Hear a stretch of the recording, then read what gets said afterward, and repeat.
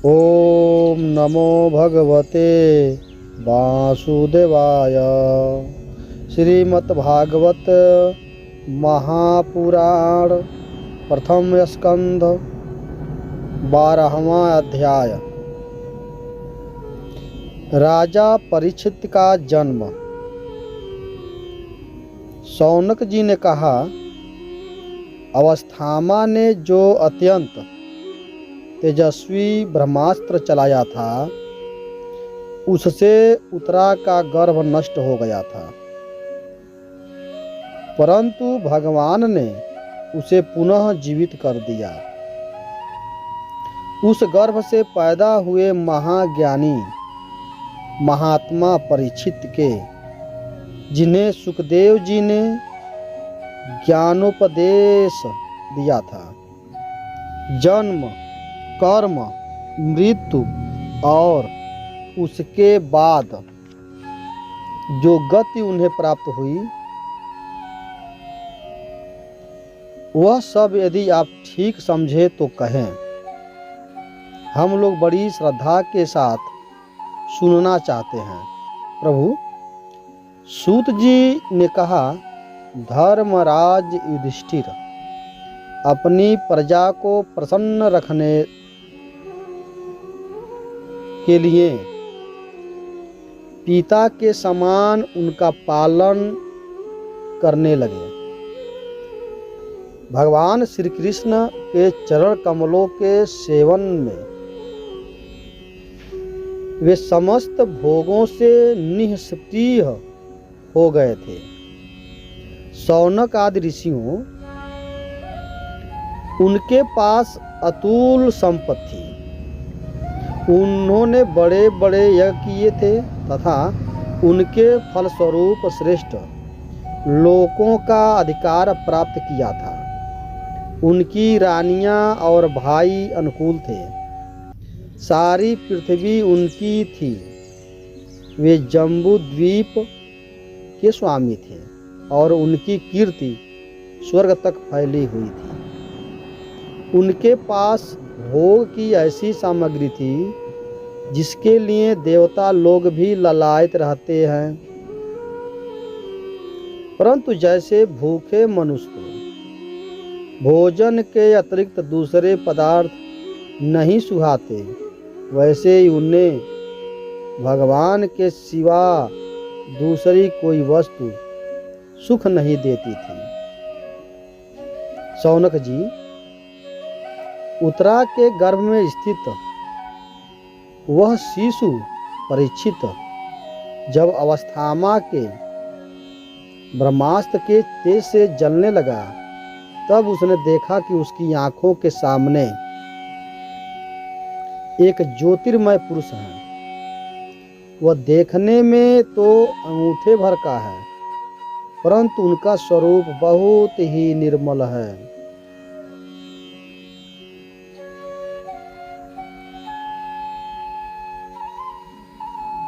अत्यंत सुंदर श्याम शरीर है।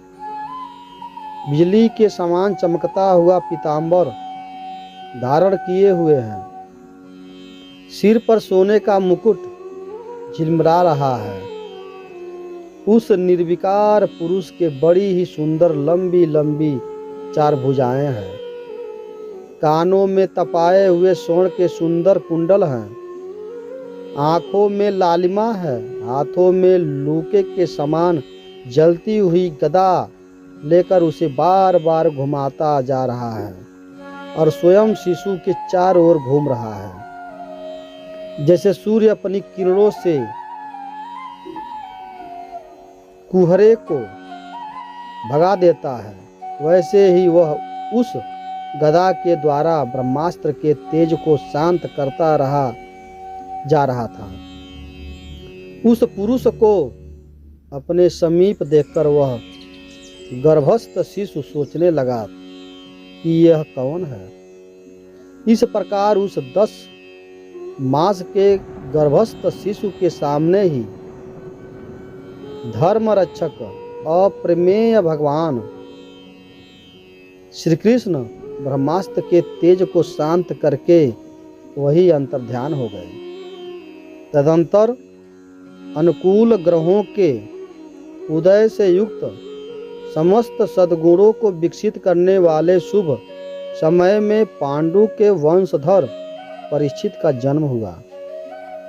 जन्म के समय ही वह बालक इतना तेजस्वी दिख पड़ता था मानो स्वयं पांडु ने ही फिर से जन्म लिया हो। पौत्र के जन्म की बात सुनकर राजा युधिष्ठिर मन में बहुत प्रसन्न हुए। उन्होंने सौम्य, कृपाचार्य आदि ब्राह्मणों से मंगल वाचन और जात कर्म संस्कार करवाए। महाराज युधिष्ठिर दान के योग समय को जानते थे। उन्होंने प्रजा तीर्थ नामक काल में और उत्तम अन्न का दान दिया। ब्राह्मणों ने संतुष्ट होकर अत्यंत विनयी युधिष्ठिर से कहा, पुरुवंश शिरोमणे, काल की दूर निवार गति से यह पवित्र पुरुवंश मिटना ही चाहता था, परंतु तुम लोगों पर कृपा करने के लिए भगवान विष्णु ने यह बालक देकर इसकी रक्षा कर दी, इसलिए इनका नाम विष्णुरात होगा। निसंदेह यह बालक संसार में बड़ा तेजस्वी, भगवान का परम भक्त और महापुरुष होगा। युधिष्ठिर ने कहा, महात्माओं, यह बालक क्या अपने उज्ज्वल यश से हमारे वश के पवित्र कीर्ति महात्मा राजश्रियों का अनुसरण करेगा? ब्राह्मणों ने कहा, धर्मराष्ट्र, यह मनुपुत्र इक्ष्वाकु के समान अपनी प्रजा का पालन करेगा तथा दशरथ नंदन भगवान श्री राम के समान ब्राह्मण भक्त और सत्य प्रतिज्ञा होगा। यह उसिनर नरेश शिवी के समान दाता और शरणागत वत्सल होगा तथा याज्ञिकों में दुष्यंत के पुत्र भरत के समान अपने वंश का यश फैलाएगा। धनुर्धनों में यह सहस्त्रबाहु अर्जुन और अपने दादा पार्थ के समान अग्रगण्य होगा। यह अग्नि के समान दुर्धर्ष और समुद्र के समान दुस्तर होगा। यह सिंह के समान पराक्रमी, हिमाचल की तरह आश्रय लेने योग्य, पृथ्वी के सदृश तितिक्षु और माता पिता के समान सहनशील होगा। इसमें पितामह ब्रह्मा के समान समता हो रहेगी। भगवान शंकर की तरह यह कृपालु होगा और संपूर्ण प्राणियों को आश्रय देने में यह लक्ष्मीपति भगवान विष्णु के समान होगा। यह समस्त सद्गुणों की महिमा धारण करने में श्री कृष्ण का अनुयायी होगा। रंति देव के समान उदार होगा और अयाति के समान धार्मिक होगा। धैर्य में बलि के समान और भगवान श्री कृष्ण के प्रति निष्ठा में यह प्रहलाद के समान होगा। ये बहुत से अश्वमेघ योग को करने वाला और वृद्धों का सेवक होगा। इसके पुत्र राजर्षि होंगे। मर्यादा का उल्लंघन करने वालों को यह दंड देगा। यह पृथ्वी माता और धर्म की रक्षा के लिए कलयुग का भी दमन करेगा। ब्राह्मण कुमार के शाप से तक्षक के द्वारा अपनी मृत्यु सुनकर यह सबकी आसक्ति छोड़ देगा और भगवान के चरणों की शरण लेगा।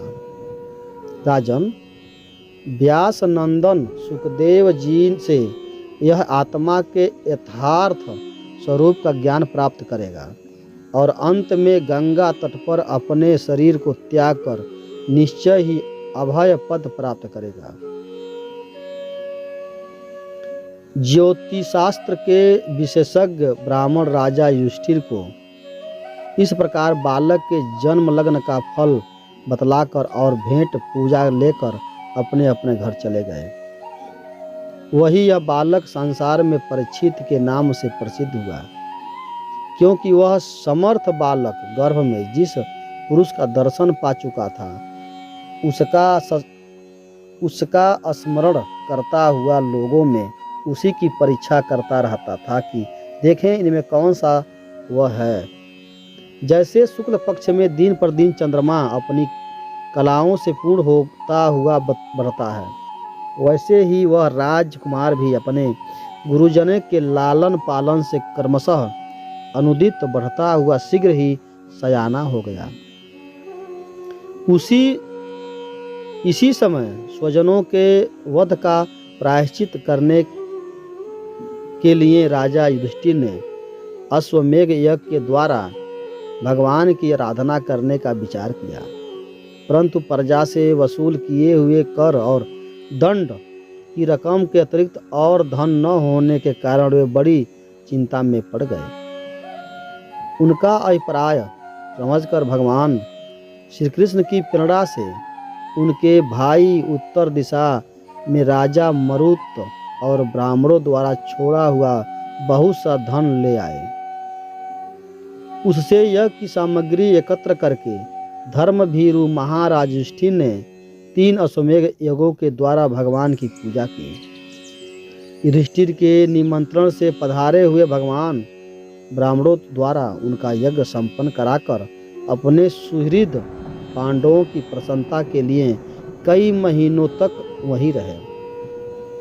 शौनक जी, इसके बाद भाइयों सहित राजा युधिष्ठिर और द्रौपदी से अनुमति लेकर अर्जुन के साथ यदुवंशियों से घिरे हुए भगवान श्री कृष्ण ने द्वारका के लिए प्रस्थान किया। बोलिए वृंदावन बिहारी लाल की जय।